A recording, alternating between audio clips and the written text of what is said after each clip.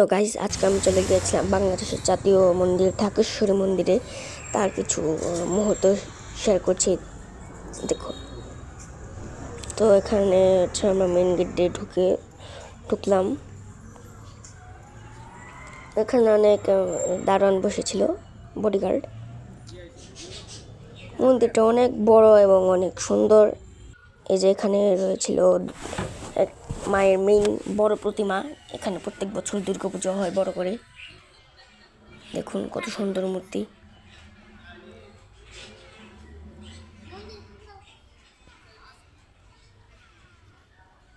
তারপর আমরা যাচ্ছিলাম মেইন ভিতরের দিকে।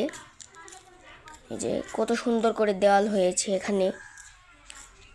এই পাশের এই দোকান থেকে আপনারা যার মতো প্রসাদটি কিনে নিতে পারেন।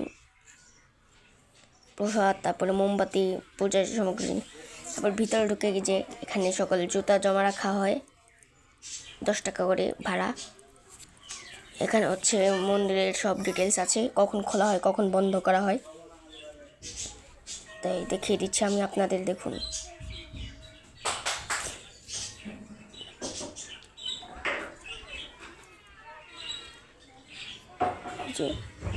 এই যে কত বড় মন্দির এখানে। তারপরে এই যে এখানে রয়েছে সুন্দর মন্দির।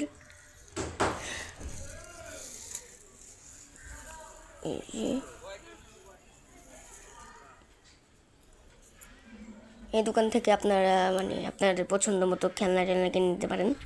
এই যে এটা হচ্ছে মন্দিরের অনেক ভিতরে, অনেক সুন্দর করে করা হয়েছে। দেখুন মন্দিরের ভিতরটা অনেক সুন্দর। এই যে এখানে রয়েছে মায়ের মূর্তি, পিতলের।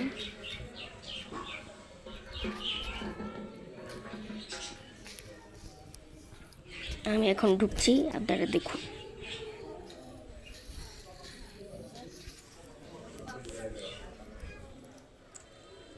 এই যে এখানে রয়েছে ভোলে বাবার মূর্তি, মহাদেবের মূর্তি। এখানে পিতলের, এখানে এগুলো সব পিতলের তৈরি। সেখানে সব মায়ের ভক্তরা পূজা দিচ্ছেন। এই যে মায়ের প্রতিমা।